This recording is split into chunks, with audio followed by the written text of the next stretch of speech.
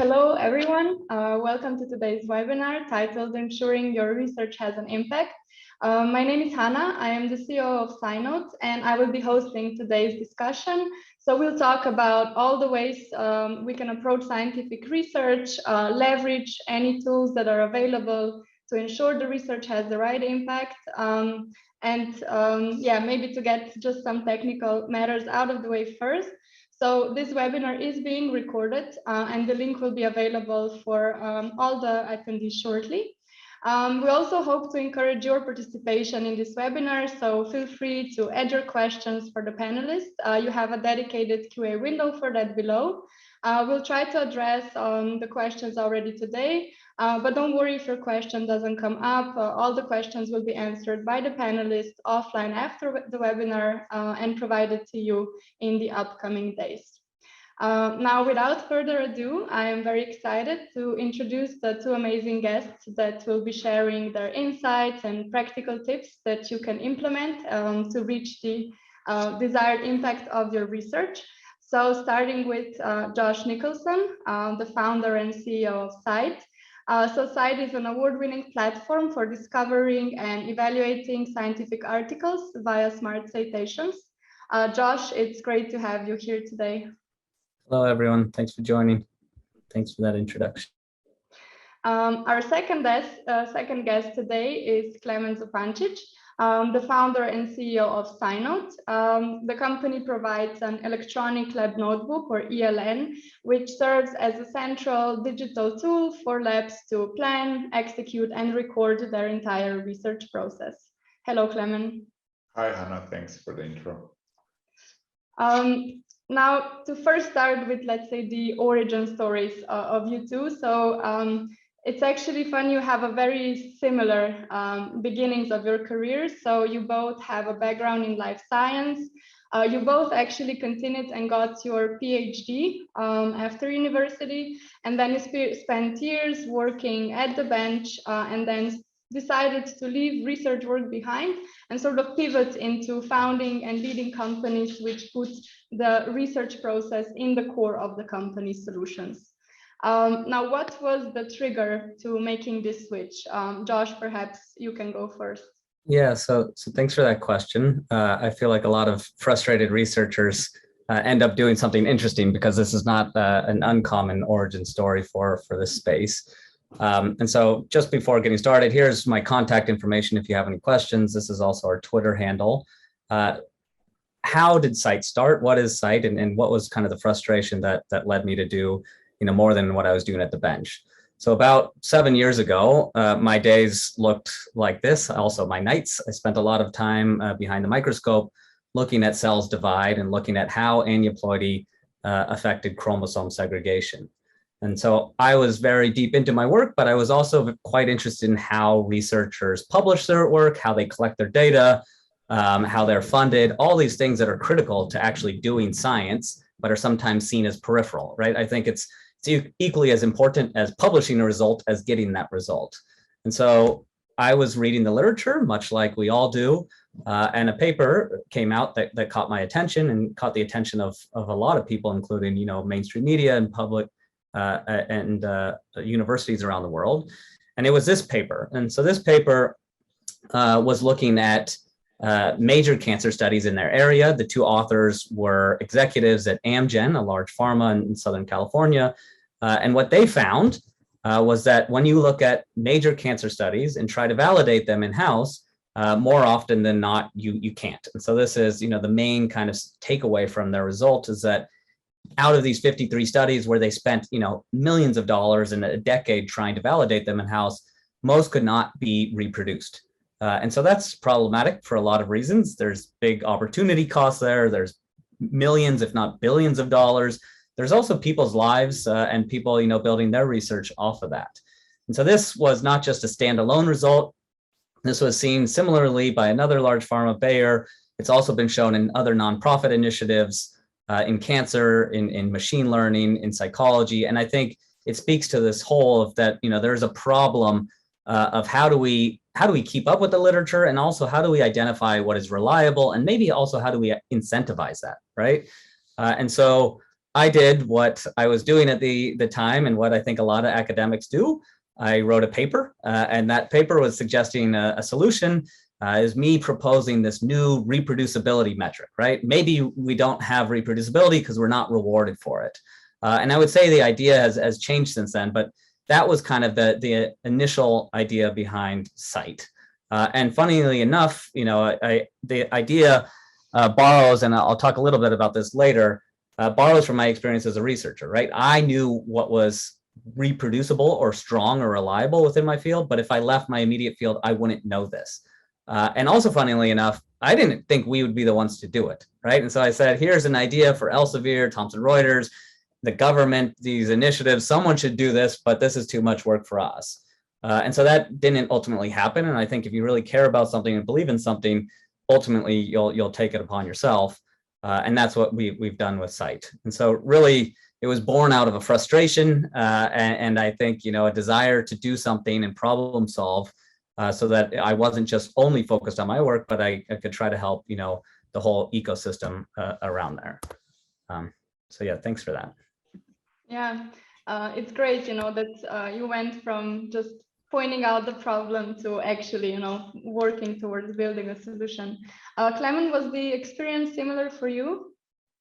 Yeah, actually, in many ways, very similar. So I too read the paper and similar papers that came out about the same time. It's a bit longer than Josh since I did my PhD, but it was really what was frustrating for me was that you can't really you couldn't really rely on literature because of this, and the part that kind of got me interested or maybe frustrated was not so much the, let's say, literature search and validation, but really how do we take care of data that we generate as scientists? How do we share that data with other team members outside of our research organization? And ultimately, it was actually I inherited the notebook of my coworker at the institute, and his handwriting was terrible. So I was really frustrated with that, and I said, he did so much great work, but it's so difficult for me, to extract knowledge from this work. It's just simply I can't read what he did. So this guy is his name is Matt, and he's actually now the CTO of SciNote. So we share the passion there, and we founded SciNote because of that. We wanted to build a tool that basically helps seamlessly scientists take care of their data and preserve it in a digital way for others to build upon. So yeah, sort of, you guys mentioned reproducibility issues, credibility issues, data management. Is there any other, main issue that you guys see that really affects the impact that the research can have in the end? Yeah, I mean, I think there's a lot of things, and I could probably rant and rave for the rest of the webinar. But I think, how I summarize it up is if you look at kind of a research article from 100 years ago, the prediction of gravitational waves to the detection of gravitational waves from Einstein to CERN, really it looks the same, right? Whereas PDFs, the format of the document's the same. The data is probably, who knows where it is. I think, funding has changed a little bit. It's become more, government-based, but it still is some rich entity, whether that's a private organization or a government organization. And so I think, our space, research in general, is pretty tradition bound. And I think there's a lot of opportunity to start to explore different, ways of communicating, sharing data, rewarding researchers. Are you rewarded for sharing your data more than you are for a paper? And I think these things need to be explored. I think it's also, challenging to do them because it's so cutthroat. Everyone feels like they must not veer too far from the path to success. But I think that's what we need. All right. And so kind of, allowing researchers to explore this different ways of doing research and to try new tools and to reward them for some of these things is a big opportunity. I, would be embarrassed to go back and look at my own notebooks, even though I can read my handwriting, because I think, it's data management is still pen and paper. And, I write notes on pen and paper. And so there's big cultural changes And this is probably true of all industries, but I think, science especially has been very, we love these old institutions, whether that's a university, a publication, and we take pride in them. And so, changing how we do the workflows, I think is a key step on that. And you have to kind of, look at it from the point of view of the researcher, not like, hey, this is a better way forward, you should do that, but hey, how do we help you do that? And, kind of marry those two things together. And that can be complex for a variety of different reasons. Yeah, I couldn't agree with more with you, Josh. And like kind of when we met and we started, we had kind of this trend the first time we talked. And the way I see it, it really comes down to two things. Like one that we at SciNote are covering or addressing, and the other that Josh is addressing. And I think they're overlapping more and more. That was also the motivation to do this webinar. But it's really like, if you think about it, regardless if you're an academic researcher or if you are a scientist at an industrial organization, a private company, it's basically two parts that you have to do. You have to see what's out there, what others have been doing, and you have to do your own research, generate your own data, your own conclusions. And basically, how I see it is that traditionally, these were like two very different things, right? You studied the whole landscape of literature, and then you went and you did your experiments, and then you published your experiments, and they got verified and so on, and your research became part of the general know-how or the part of your organization know-how.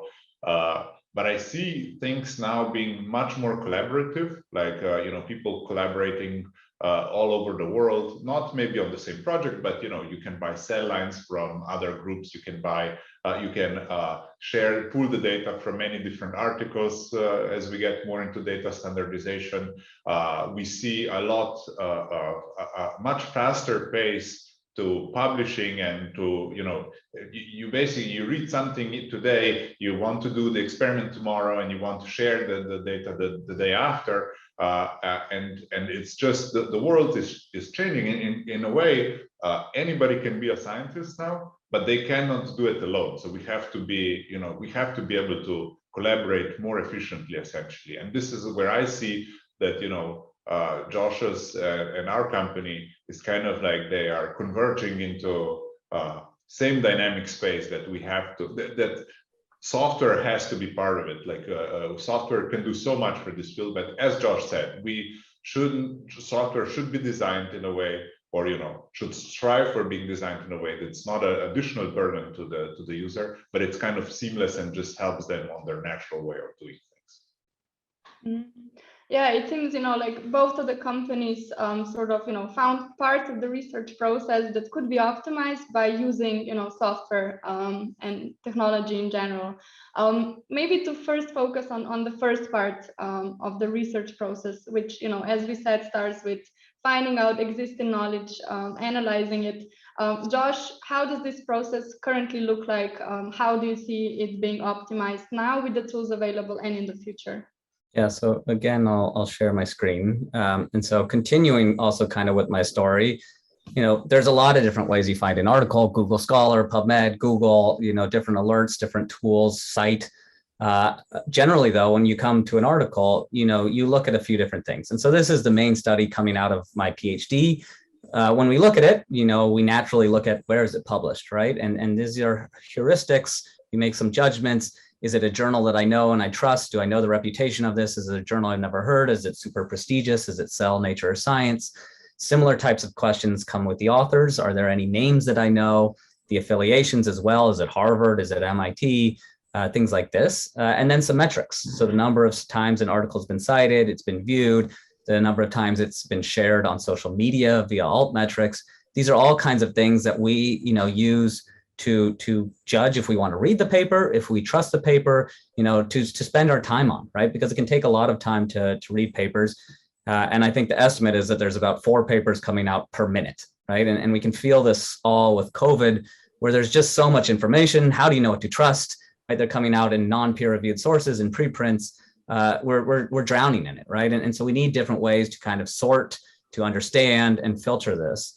And so scite is really focused, as the name suggests, on changing how we use citations. And so in today's world, I would say most people glance at them, right? A high number is good, a low number is not so good, and then you kind of move on. In some cases, however, you will click through, and what you'll come to is a traditional citation index. And so, this is how citation indices have looked for the past, 20, 30, 40 years, is a list of citing articles. Again, you might open 1 or 2 or 3 of these documents, but you're not going to open 63 documents to see what they said about my work, because that's just simply a massive amount of time, right? It would take hours, if not days, to see what these 63 documents have said about the article of interest. And I think that's a big missed opportunity, because behind those documents are experiments, a lot of money, a lot of time, a lot of energy, a lot of frustrated grad students. Maybe that some of them provide very useful interpretations. Some of them provide critiques, commentary, discussions. Maybe some of them are just mentioning in passing, and it's not that in depth. Maybe some of them looked at the same claim that my paper looks at, and maybe some either support it or contrast it. And so this information is out there, and it's been out there. It's just buried, in this avalanche that we're all drowning in. And we've been talking about, drowning in research publications. There's videos from the 60s. I wasn't talking about it. Where if you think about, the output of publications and output of research in the 60s versus now, it's just, it's a puddle or a drop versus, an ocean. And so how do we kind of keep up with this? And how can we better utilize the research, as opposed to just, here's the brand name, here's the PDF, let me read it, let me store it in my folder, or let me store it in a tab. And so with Scite, instead of just showing a list of citing articles, and a metric, really, we're trying to change this into a conversation. So a conversation that's happening amongst papers, across disciplines, across time, across journals. So you can see, how has this study, this topic, this researcher, this journal, this university, how has it been cited, not just how many times. And so looking at my paper through the lens of Scite, and I really liken Scite to glasses, because you can see and discover research without Scite, but once you put on kind of the lens of Scite, you see a lot more. And so presumably most people on this call have not read Chromosome Desegregation, Cytokinesis Failure in Trisomic Human Cells. But if you look at this report, and I would encourage you, to search this, or to search any report on Scite, what you can see is, here's a citing article from 3 years after mine, saying, in agreement with previous work, and then citing Nicholson et al., the trisomic clone showed similar aberrations, albeit to a lesser extent. And so we see directly how the citation was used by showing the context of that citation. You can see related citations, and you can click those and hover over. You can see where this excerpt of text was taken from. So this citation appears in the results section. You can filter by where the citations appear, because, again, a citation to a paper made in the introduction is going to be very different to one made in the methods, and also quite different to one made in the discussion. In addition to this, we've also, have shown that this is supporting, and we use a deep learning model to help, filter this. But really, kind of the core unit, the core value of Scite is context, right? And we all need context around research findings and understanding this when we're about to plan our experiments, when we're reporting papers. It's all important to know what others have done before you, so you're not repeating these things. And that's certainly true of publishing null results and things like this. And so this idea doesn't just have to relate to how has a paper been cited, but it can also relate to how have topics or phrases or reagents, how have things been used in the literature in general. And so this is actually a personal story of mine, and a pretty recent one, where there was this tweet that came out from Eric Topol, a very respected a scientist, editor-in-chief of Medscape, has 600,000 plus followers on Twitter. And he tweets out a preprint, and this preprint says, the title tells the story: no significant difference in viral load between vaccinated, unvaccinated, asymptomatic, and symptomatic groups infected with the Delta variant. And so this paper, comes from a preprint repository. It's hard to judge. There hasn't been peer review on it. You can open it up. There's one figure. There's about 10 references. It looks somewhat legit, right? But surely, given how much COVID research is out there, there must be other things. And so I think, the ability to have software kind of eat the research publications enables new use cases that go beyond just here's a list, right? And so one use case that we've enabled with our browser extension on Scite is to highlight claims, to highlight reagent IDs, to highlight anything on the web, really anywhere you're reading it, and to search that against our database. And we now have a database of over 1 billion citation statements. And citation statements is maybe a less sexy way of saying, expert analyses, insights, opinions, criticisms, because that is what a statement is, right? It's a discussion, it's a sentence describing these. And so if you search this statement against our data, what you'll find is another citation statement, and it talks about, again, the swabs between vaccinated healthcare workers and unvaccinated healthcare workers. And what they did find was a statistically significant difference. That itself has been supported. And so scite, again, that information is out there, and maybe you could find it by searching these things and finding it, but we're trying to make it easy on people to get through all this information by helping with the software, right? We're not trying to replace anyone's workflow. We're trying to make these workflows more efficient and easier, and surface the relevant data, the relevant research, the relevant people as well. And so this one was cool to me. These are not connected by citations. They are connected though, in that they're both published as preprints, and they're both published similarly in time. And so that's one use case. This, I think is many other use cases though. And again, I think we can all appreciate that, how COVID has changed our lives, and how we don't know, is this something we trust? Is this something we not trust? We hear so much, right? And this gets amplified in the media. So again, here's another preprint. Was shared as a news article, massively shared on social media, as well as many news outlets. This preprint was shared on 27 news outlets, talking about risk of mental illness and brain disorder from COVID. Ultimately, though, another study showed that they found something contrasting that. And so this information, it will go out there. People will change their lives, they'll change their practices. It's not just COVID, right? It can be policy, it can be how you raise your children, the research you do, developing drugs. All that is influenced by research, and we need better ways to discover, to understand, and evaluate it. And I think that's the aim of scite. Maybe just to kind of conclude, because this is, I suspect, a question that will come up, is how do we do that, right? And so we need access to full text publications, and we partner with publishers to gain access. And so we partnered with 24 at this point. We then have some sophisticated machine learning to go and take these PDFs, which to me are like trophies in many cases, identify the in-text citation, take out the citation context, match that to the citation, and then have a deep learning model that will classify these statements as supporting or contrasting. And so this is something that we're doing and really trying to bring in the next generation of citations, not to have better metrics per se, but to help people with their research, looking at competitive intelligence, finding key opinion leaders, all these different use cases that research empowers, but I think is not utilized to the best of the ability. And so happy to take questions on that later as well. But I think that's in general kind of what we're working on and how we seek to help as well. Yeah, thanks for sharing the really practical examples of that. I wanted to maybe mention again, if you have questions for the panelists or comments, ideas, anything, feel free to use the Q&A window there. So yeah, maybe a question, Josh. Do you see these tools being used outside of the scientific community? Yeah, so for ours, I do. Right. I think research impacts everyone. We all have Googled things that we wish we wouldn't Google relating to illnesses and family. I get questions all the time about my muscle this because I have a PhD, and I say, I don't know, I haven't thought about this since, undergraduate biology. My research was very focused on chromosome segregation.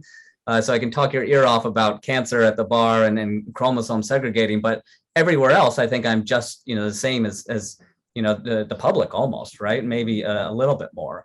And so I think the information, there's a couple things. Accessibility, right, is one, but I don't just mean accessibility like you can actually read it. I think accessibility to discover it and understand it. And I constantly, and again, COVID is, I don't want to say good, but COVID, makes this very apparent to all of us, where we understand how research impacts our lives, how it impacts the globe. And we also understand how challenging it is to know what to trust, right? It comes out this journal, it looks good, and then you see something different the next day.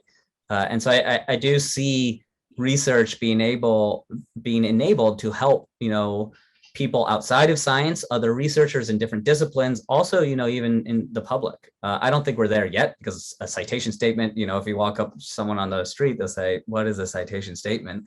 But I think, Google started with trying to organize and rank papers, and now look at it. And so it's not out of the realm of possibility that this data can be used in better ways. And I mean paper as data. And I would say that's equally true of data as well, right? Like data is still very siloed. CSVs, and I don't want to take away from your talk, but as everything is used inefficiently. And I think, as we get more software on there, it's not just because we are all techies, right? I have no tech background at all. It's because I think it can help solve a lot of problems that can make our lives as humans easier. Mm. Yeah, so like you said, then after sort of all this credibility criteria, we come actually to the data, right? So it matters basically, that the empirical part is also done very efficiently, accurately, and basically using the tools available. So maybe Klemen, first a question for you. How do you see the role of ELNs in creating value in sort of reliable scientific discoveries?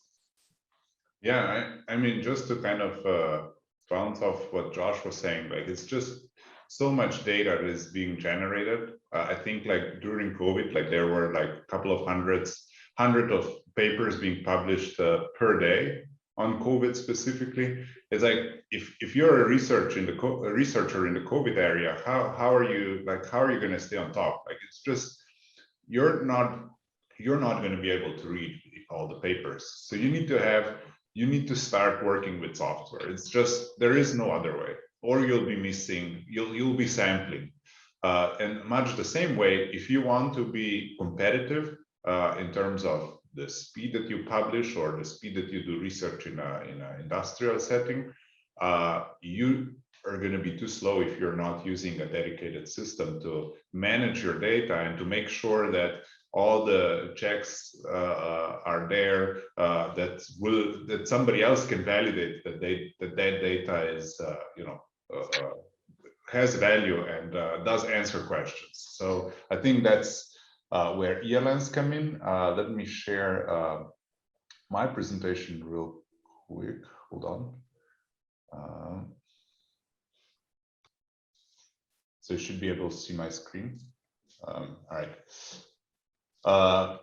So a couple of things when kind of that goes back to the motivation and everything. So what really has evolved significantly in the past hundreds of years is how we do science in terms of what kind of equipment we have and what kind of understanding we can get from the world around us, but how we keep the data. How we keep the process of discovery hasn't changed much. So vast majority of science in academia and industry is still recorded on paper, although a lot of data is generated digitally. So there tend to be these multiple places where this data coincides. So it's really difficult to pull the data together. And this is actually from a photo from a lab from one of our customers before they went and joined SciNote. Like if somebody has to search this, it's we can all agree that this is going to be a really difficult and very inefficient process. Just as one example. Plus, it's real estate, right? It takes space. Like somebody needs to keep this, and it's not going to get less over time. So the first thing when people think about, okay, so what's really the solution? So it's not really just okay, I'll start using the paper journal. That's not really the point here, because you can just start writing in Word, for example, or OneNote, and you'll have everything digital. But it's really about how do we bring everything into a system that everybody can participate in and can kind of have, once you're liberated, let's say, from the mentality of, okay, the notebook is the classic way of doing the data, of recording the process of how I, went about my scientific discovery. There are many things that can make you much more efficient in how you do that. So a couple of examples. This is an example of a workflow from, again, the same customer that you have seen the stacks of notebooks. And one of the things is that this workflow is non-linear. So something that kind of notebooks force us into is that we have to, we have to go linearly. So there is a protocol, we finish the protocol, there are some results that are generated, and then we move on.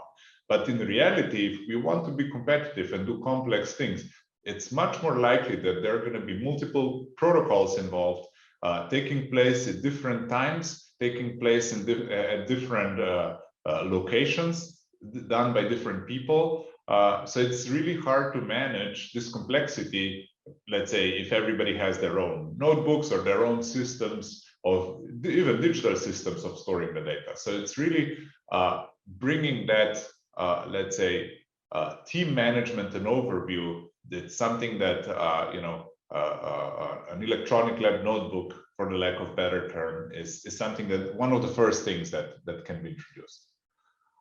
Additional thing is that you can have and this is most of scientists have digital inventories. So inventory being an Excel spreadsheet of samples, a list of equipment that they're using, different reagents, cell lines, for example. So these are things that typically have a digital footprint somewhere. So either they're on the cloud or each scientist has their own kind of Excel spreadsheet somewhere. The power that comes with connecting those items with the process of creating knowledge makes this a very fast way for you to come to conclusions. So, for example, an experiment is not, let's say that the experiment doesn't go exactly as you imagined it would go. So you can really quickly see, okay, what kind of reagents did I use in this experiment? Are they overdue? Did somebody else in my organization using same reagents, did they also find something weird happening? Maybe it's the reagents that are not performing. Where is this sample that I was using? Where is it stored? So you can very quickly navigate around the data that is at multiple locations just by having a centralized system of managing it. If you are in any way working with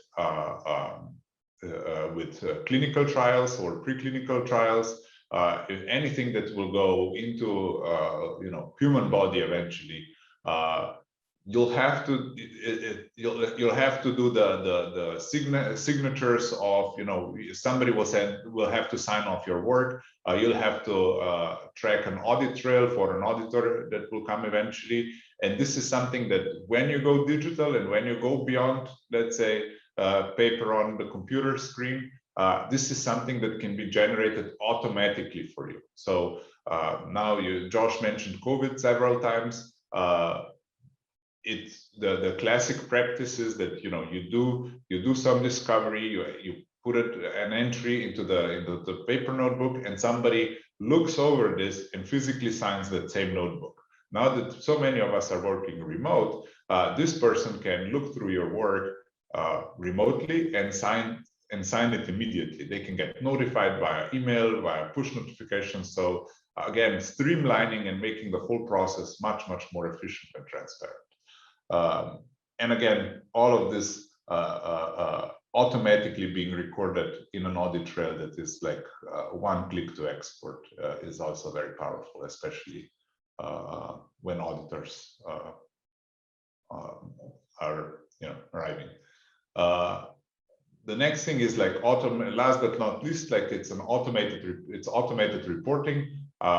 Anybody that has done science knows that before your big meeting or with your superiors or before your presentation at a conference, you're pulling the data from multiple sources. If you're really bad at naming your Excel spreadsheets and CSVs in a very systematic way, like I was, this looks like you have tens or hundreds of Excel spreadsheets open at the same time, and you're trying to figure out which one is where. And this is something that I believe leads to a lot of irreproducibility in science. So when you have everything properly organized with a system that should be as seamless as possible, then generating reports is basically a few clicks away.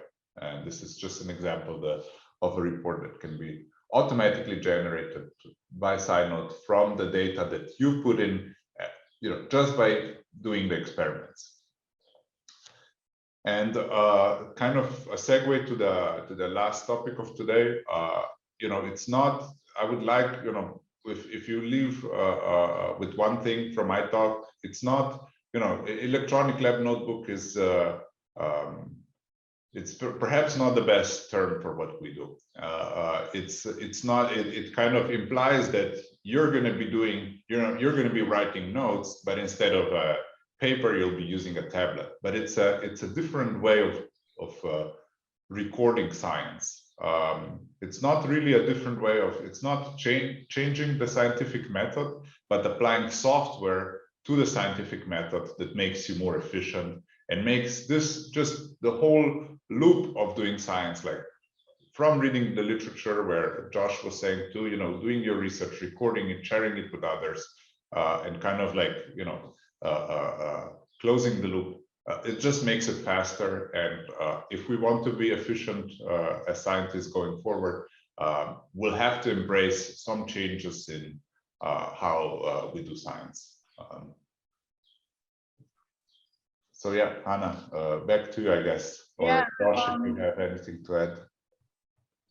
Yeah, I mean, it's amazing to see that. I also think like it is much more than just an ELN, right? And I've heard this thing, trying to describe what we do, and it's new, right? There's now starting to be more and more companies, some of them quite large, serving scientists. I've heard this, not as biotech, but tech bio, right? And so I think it's, it's applying the tech to bio in a different way.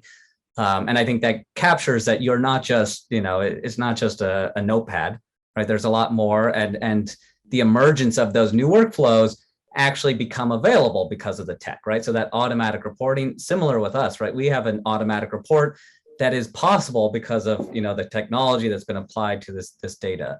And so it's not just, we're going to just do the same thing, but we're going to do it digitally, and that's better for searching. It opens up new use cases that I think are really cool, that are also underappreciated, and beneficial as well. And so that's, an amazing thing to kind of highlight as well. Yeah. And I think it's really interesting to see how, let's say here as an example, SciNote and scite can sort of coexist in sort of helping the research. So I have a question here from the audience, which I think really fits nicely. Is Klemen, for you, how do you how do you see the role of ELNs sort of coexisting with other other softwares in the labs that are used? Yeah, it's a good question, and some things. It's a thing that we feel really strongly at SciNote. I think we need to be very open and let's say collaborative. So we need to be inclusive when it comes to data sharing among different software tools. So for SciNote, we have an open API that our users can access. Our software is open source, so people can see how the database is working. They can build their own modules if they wanted. And I believe that we cannot come to the situation where kind of like one software rules them all, and you're just going to have one software and it's going to solve all your scientific problems in data management and so on. So I think it's going to be a lot of companies such as the two presented here today, tackling each company, focusing at what they do best, and we're just going to have to figure out how do we share the data among each other, and at the same time, of course, making sure that the user, the ultimate creator and the consumer of the data has the power, how this data gets shared, who has privileges to access this data, under what licenses, under what conditions. So for science, I think this is really important, and maybe in other fields, especially I have social media in mind. These things were not as transparent, but in science, transparency is at the core of reliability and reproducibility of science. So I think long term, only the API first kind of companies have a chance of really delivering on this. Mm. I have another interesting question from the audience, very directly. So, how do we make sure our research stands the test of time? So maybe I would split this question into two parts. Let's say, metaphorically standing the test of time, making sure our research is relevant, and then, physically. So we talked about, keeping the paper and what digital storage brings. So maybe first, Josh, if we go with you, so how do we make sure, our research will be found and sort of seen as relevant 100 years from now? So I like this stand the test of time, because there's this saying, we're standing on the shoulders of giants, right? We're building off of researchers' previous findings. How do you know which giants' shoulders to stand on? I think relates to discovery, right? Are you referencing a study that is reliable? Has it been disputed? Has it even been retracted? We have a Twitter bot that tweets out every single day when people are citing retracted studies, unknowingly so. And again, because that's in their workflow, where they have a PDF, they read it, they add it to the reference manager, and then they forget it and maybe reference it later. And so people, need to build their hypotheses, all the stuff that they're going to do is built on what they, believe is a good, line of research, right? I'm going to pursue this drug because I've read the literature, I've worked with these people, I've consulted them. If you're getting, bad data in, whether that's through consulting, through conversations, through interviews, or through reading, that will, impair your own research. And I think that's what, going back to my initial slides, that's what Amgen was seeking to do, right? They were trying to develop drugs based on major cancer studies that they read in the literature. And there's this saying, and I don't want to call people's research garbage, but garbage in, garbage out, right? And so I think you need to be able to identify what is reliable, what is a good method, what is a good protocol. I did, experiments 20 times because it really critically matters. I mean, more than 20 times. It really critically matters, these small things. And so figuring out what to trust, whether that's data that you have access to, whether that's a lab notebook that you can't read, or whether that's a paper that you're building your central, research career on, matters a lot. And so I think these tools around, what Klemen said, transparency, and, not just transparency, I can see it, but like understanding it, seeing the impact, the context, all really matter. And then obviously, it's not just that no one should debate your study, right? Science is not meant to put out ideas that never are changed, right? So I think it's actually positive that we have a lot of debate in biomedical literature and we advance on those. And maybe we can increase that, because, right now it's kind of science advances one funeral at a time, because we have these trophies that we'll defend at all costs. And I wish it wouldn't be that much. It would be more collaborative. There could be maybe industry academia relations that, we're all trying to work towards the truth. And so that's, maybe a long-winded answer, but I think, you need to make sure you're standing on solid footing. And there's a lot of different tools to help you discover what that footing is at all stages of the process. Yeah, and to add to this, like, I think it was, maybe I quote this wrong, but I think it was Einstein that said, like, if you are doing the same experiment and expect different results, then you are like an idiot or something. And so, and I say, like, Einstein clearly didn't do life science experiments. We're dealing with living systems, and they're complex, and we are very, very far from having the complete understanding of them. But it's really important how do we increase understanding is that we try to log and account for all the variables, all the factors. That's the only way. And maybe it's maybe you found some very interesting discovery, but maybe it was just the temperature of the lab that was varying. Maybe you just, and I had this example from Lenny from Protocols.io. Kind of like his frustrating story was how he decided to start Protocols was that he was pipetting he was doing some experiment and he got some significant results. And then he saw that was actually different temperature in the lab when he was doing the different batches. And that impacted the volumes that he was pipetting to the extent that they were significantly different. So yes, controls should account for that. But if you can record everything or as much as possible seamlessly without, all right, every time I pipette, I'll check and log the temperature. You won't do this by hand, of course, but here's where software can really help. Like it can take, it can record so much data while you're doing your regular workflow.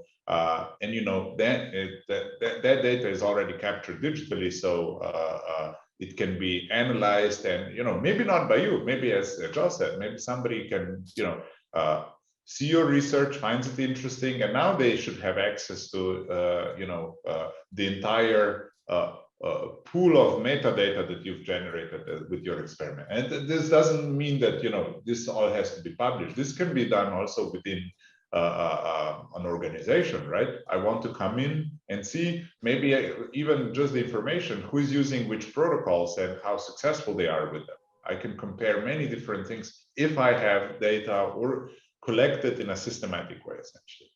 I was just build on top of that too, because I think, again, like collecting this data, in this clearly defined way in a computer, in software, opens up, maybe machines to do some of these things that have a lot more control over my shaky hand pipetting because I was out too much the night before or something like this. And so I think that, it's not that we want to replace grad students, but, we are good at creatively thinking. And I think there's monotonous tasks that should be done by robots. And I think the first step, you're not going to say, here's my written up protocol, read this robot, right? Like it needs to be done natively where you're collecting all this data, organizing it, and then it opens up more opportunities. And so it's not just, again, opportunities to have a nice PDF, but maybe thinking even further down the line, it's not us that we're like frustratingly at the bench. It's this robot that's frustratingly not working, and it's easier to tweak. And so I could see this, again, kind of the cloud environment, and often people say like AWS for bio. I think that's certainly like, the foundation. And I think SciNote would be, critical for that, because that's step one, is getting this stuff, into the tech. And then that affords new use cases. Mm-hmm. Yeah. You can have co-author robots too, is also an exciting thing. Well, once the AI gets like their rights, we'll have to add them. But yeah, the way we see it at SciNote, also like how we look into the future is, there are so many methods, there are so many different pieces of equipment, different technologies for doing studies that are developed every day. Like it's just going to be hard to keep up. But on the other hand, when everybody is using software, cloud-based software specifically, you can see who's really good at a certain method and you can collaborate with them. And this is kind of like what Josh's product is enabling, right? You can see people, you can see what they're good at, how many times they were cited, you can evaluate their work. But also within SciNote, like we are storing protocols. You'll be able soon to make protocols public. You'll be able to see who else is using, like our integration with protocols. IO is kind of the first step in this direction. But the idea is, let's bring the whole world together, right? Everybody can be a scientist. Everybody can contribute their own part, and you should be working on what you're really good at. Like if you have an organization with a lot of grad students or robots for that matter, and you can do, let's say, qPCR experiments very, very efficiently and very reproducibly, why should I invest in my own equipment and do the experiments by myself when we can just collaborate, right? So it's this, if we break this down, that you have to do a batch of work and then condense this into a PDF and then start working on a new batch of work, and really break this down and kind of have it done in a much more interactive and what's the right word? Interactive and dynamic way. It's just, we can do so much more science in so much less time, and science that we can trust. So yeah, you both sort of, pointed out all the opportunities that, understanding and acquiring data with technology brings. Maybe what do you see as sort of challenges in sort of using and sharing raw data and metadata in maybe reviewing science?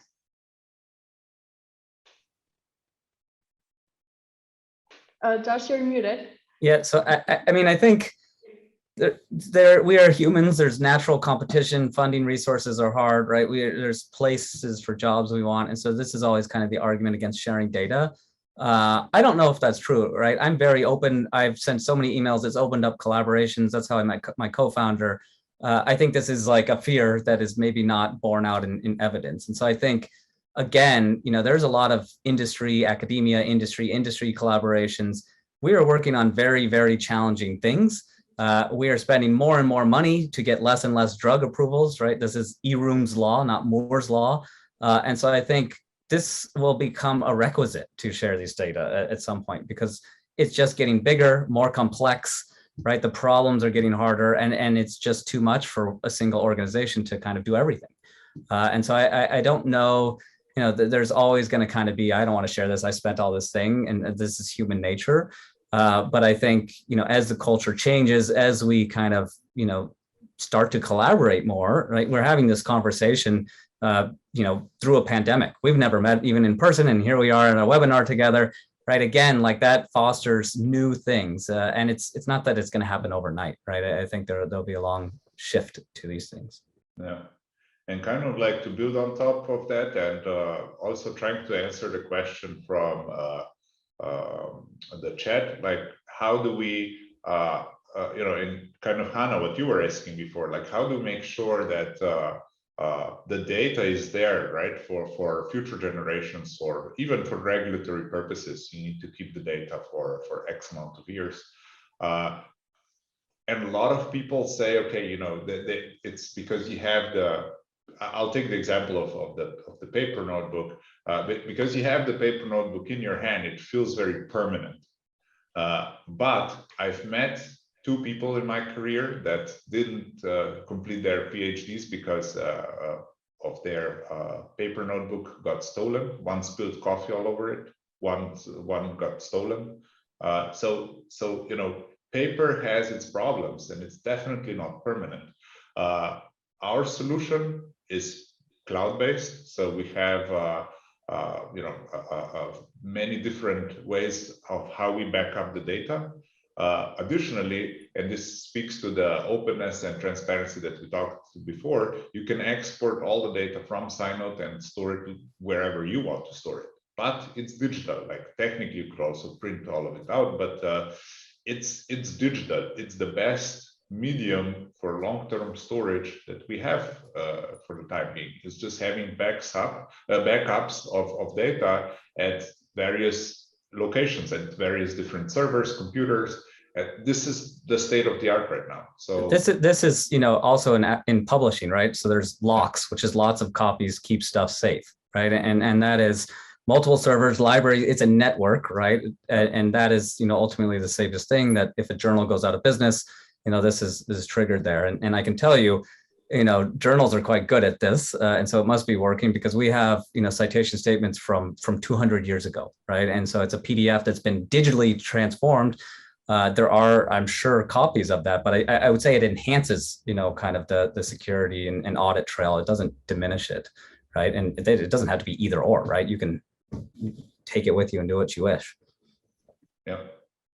And I would say the important thing here is that you should, regardless of, maybe it goes without saying, but regardless of who you're working with, which software you're using, you should always be aware, and you should never concede to anything else, that the data is yours. I mean, yours as a individual researcher or from your institution.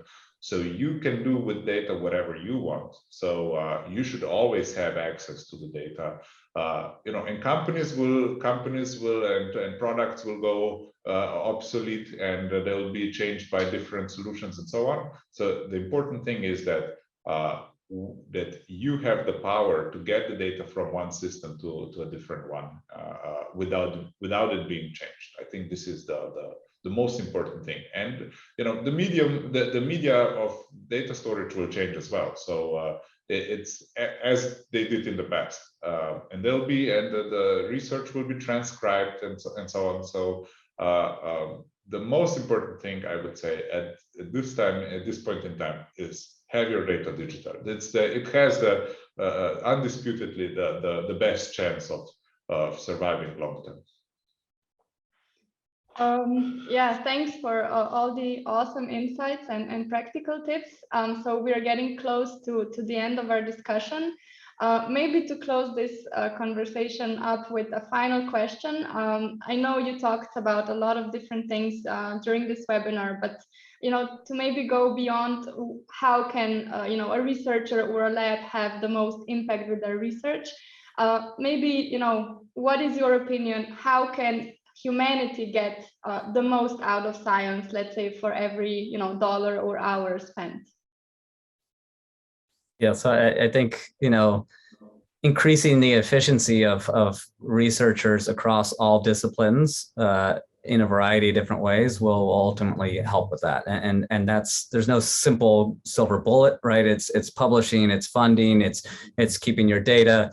All these things need to be made more efficient, and then we will, work a lot better. And again, look at the software industry. Things have gotten massively, massively cheaper and quicker. That has not necessarily translated yet into science. Yes, it has for maybe sequencing, but a lot of other things, are still, quite costly and slow. And so I think there's, the saying in software is eating the world. It's had a hard time digesting research, and I think, it's getting there, and that will, optimize. It's not just about doing everything faster, but trying to optimize the inefficiencies would help.